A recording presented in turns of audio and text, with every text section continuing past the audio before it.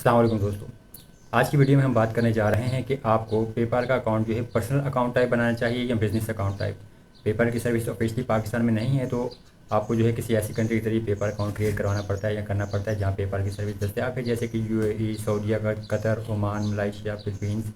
You کے، U S A وغیرہ۔ تو کبھی بھی یو ایس اے کا اکاؤنٹ مت بنائیے اور ملائیشیا کا اکاؤنٹ بھی مت بنائیے۔ باقی جو ہے کسی اور کنٹری کا اگر پرسنل اکاؤنٹ آپ بنا سکتے ہیں تو وہ بنا لیجیے۔ پرسنل اکاؤنٹ میں جو ہے کہ آپ سے پے پال ڈاکومنٹس کم مانگتا ہے، ایشوز کم آتے ہیں، جبکہ بزنس اکاؤنٹ میں آپ سے زیادہ ڈاکومنٹس مانگے جاتے ہیں اور زیادہ ایشوز آتے ہیں۔ تو بعد میں جب آپ کے پیمنٹس وغیرہ آتی ہیں تو آپ سے اگر وہ ڈاکومنٹس نہیں دیتے تو آپ کا اکاؤنٹ جو ہے مطلب بلاک ہو سکتا ہے، اور پھر آپ کی جتنی بھی پیمنٹ وہاں پڑی ہوگی وہ پھنس جاتی ہے، تو یہ ایشو آتا ہے۔